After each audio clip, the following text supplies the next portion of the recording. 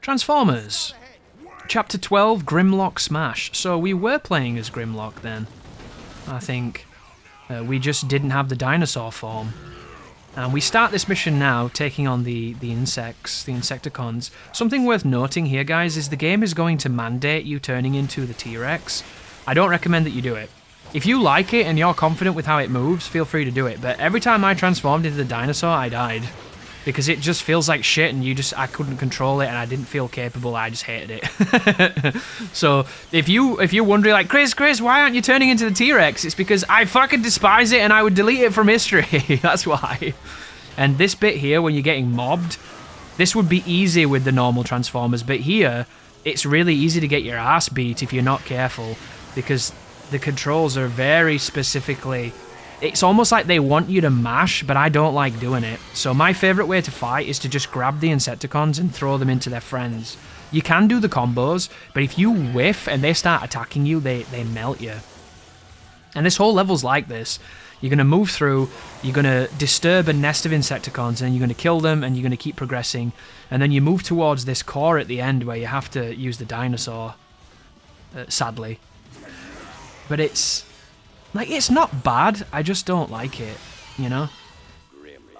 And it's just because he's so unwieldy. If it was a normal Transformer size and normal Transformer movement, I'd have no problem with it, but I just can't do slow anymore. I don't know about you guys.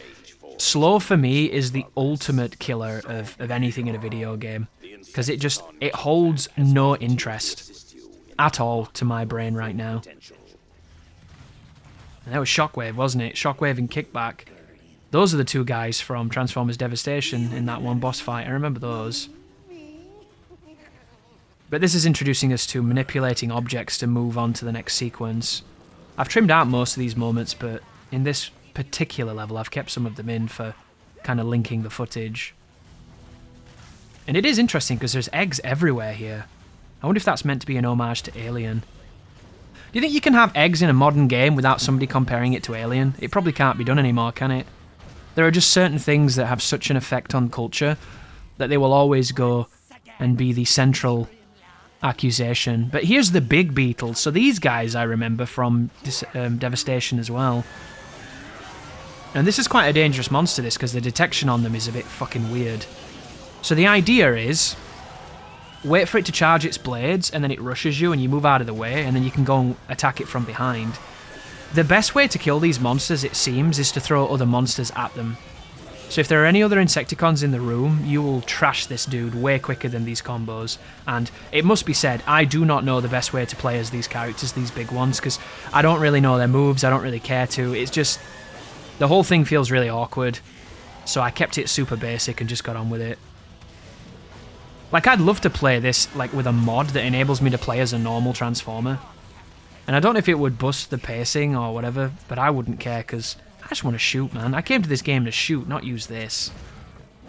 And then here, you have to do this to progress the story. If you don't do this, it just stops you in this room. And I think I fucked that up just then, which was really funny. Or maybe I didn't. Here we go, Dino time. And it must be said, the Dino looks great. I think this character's really interesting. And there we go, we get more enemies coming into the room. So now there's a bunch more Insecticons, and if you see, executions reward you with health, right? That's the way that they want you to play with the dinosaur. But I found that, like, look how much damage I just took then. I found that going for those executions seemed to lead to me taking more damage than if I didn't do it, so then I just stopped doing it. But now we get to fight this guy, and if there's any bugs in the room, this is where you want to use the bugs. Grab the bug. For some reason I'm not doing it though. Throw it at him. There you go. That's more like it. Grab him, throw it at him. Here we go. Keep doing that. Boom. There you go. One more. Boom. Like, look at that. He's already dead. See how fast that was? I don't know if it's collision. I don't know what it is, but throwing these enemies at other enemies is so satisfying. And this section here, it's all I'm going to do. I'm going to slice the flying guys, cleave them in half, and then I'm going to throw insects into other insects. That's going to be the whole playstyle. And it's kind of weird, this sequence, because you have to wait for the other guy to do his job on the other side of this area before you can kind of move forward. So you're just here engaging, and the spawns are a little bit finicky. Sometimes they spawn quite quickly, and then sometimes they don't. But it is fun. As much as I've lamented these segments and said I wish you didn't play as them, once you start throwing things at stuff, it does get quite enjoyable again, because you get back to the aim thing. And when I'm aiming, I'm happy. And there we get the dialogue, and now he wants the bridge. So boom, you drop that down, our friend can continue, and then that's going to trigger another spawn of the swarmers. And here they come. So first one will be the explosive, and then everyone after that will be him into his friends, potentially. But I still commend the game. I like that every level is different. They're continuing to share different aspects of the Transformer myth, or whatever you want to call it, mythos. And the music's good too. Good music, good gameplay. Game looks great. Mouse feels good when you're hip firing. It's crazy, isn't it? Right now we're sitting on the most popular shooters in the world, and their mouse is not as good as the hip fire in this game. Like right now, Modern Warfare 3 has bad mouse. Can you imagine that? One of the biggest franchises in the world. They've done mouse fine for many, many series entries, and now they're fucking it up. I can't help but feel like it's intentional. There's such a weird schism in COD these days between trying to make everybody shit and everybody terrible and everybody a 1KD. They just don't want anyone to be exceptional and no one to have a good time. And I just don't understand it. Can you imagine patenting systems and mechanisms that make everyone have a miserable time and then thinking it's going to help your fucking game? It's just bizarre, isn't it? Because, oh, it has helped them buy things. Like, it's helped them make money because everybody buys garbage now. Even though they know it's garbage and they know they shouldn't, they still do it. They've essentially just, like, fucking Stockholm syndromed people into purchasing everything. It's bizarre. But what has really happened? The only thing that's happened is the game has lost its favour with its community. There are more people now than there have ever been calling COD bad. And they just don't give a shit because people still buy stuff. And as long as they're buying stuff, they're hitting the metrics. But can you imagine sacrificing the quality of that experience so that more people spend time in your fucking digital shop? It's just trash. It's so depressing. But we've got Transformers, so fuck that game. It's also interesting that in the background there, they were arguing over a selection of meats. Which is just fascinating, isn't it? That we're so far away from Earth, and yet they're talking about salami and bologna, which, who knew that it was such an important part of a cuisine that it has travelled all of the light years that are needed to get to this place. And that these robots, which I don't know what robots eat, but according to these guys, it's some form of that. And yeah, there you go. Who knew? But we're now moving into the part of this sequence that is particularly spotty and kind of awkward, which is these power conduits that you have to destroy. And the way that I destroy them is I turn into Grimlock's dinosaur form, and then I attack them from up close with either a melee hit or with the breath move. Both can be very good and sometimes very shit. It all depends, I suppose, on connection and proximity. But I'm going to do my best to go into it when I need to do that and then get out of it as quickly as possible, because only death seems to await you when you're there, in my experience with that mode. These flying guys are particularly annoying, especially when they fly too hard. The guy's flying so hard, he's practically leaving the available area. And the game keeps telling you on the screen as well to turn into the dinosaur, turn into the dinosaur. So every time it comes up on the screen, I turn into the dinosaur just to take it off. And I should have just been changing the HUD instead. But there's a pretty tricky sequence coming up at the end here. On normal, this segment was really frustrating, but once you know what you're doing, it's not so bad. So at the start, you're going to be grabbing the insecticons and getting rid of these guys. And the idea here is the same as we just did in the level. Do you notice how there's these conduits that are protected by this kind of strange brace they've got on? We're going to be damaging the brace on each of these in order to end the sequence. And it's really easy to get swarmed and get injured on this sequence because there's going to be a lot of the insecticons, especially the big fella that starts parading around. And because you are so bulky and so awkward, the biggest danger here is your movement speed. And if you had a gun, it would just be so much more fun. But that's just the way of it, isn't it? We don't have the tool, we'll have to make do with what we do have. Which is the ability to see under the floor as I jump up and try to cleave these pests. There we go, finally get in with that weird detection. And then we're going to get a little bit of dialogue, and I think it hits you with a checkpoint. I'm not entirely certain if you're meant to do this before, or if the game tells you to do it. I'm definitely having a good time here, killing all the dudes. Oh, look at that, that guy got me good. Gotta be really careful, because you do take a lot of damage. So here comes the bruiser, this is the big fellow. He busts the wall through. If there was any of the insecticons around, we could throw them at him, but we don't have any at the moment, so instead we're going to throw this. And that one didn't even look like it hit him. I don't know what that was. That was kind of odd. You'll notice that there are flying creatures that have HP cubes, so if you are worried about your life, you can always grab some of that, but I'm not particularly worried about this sequence.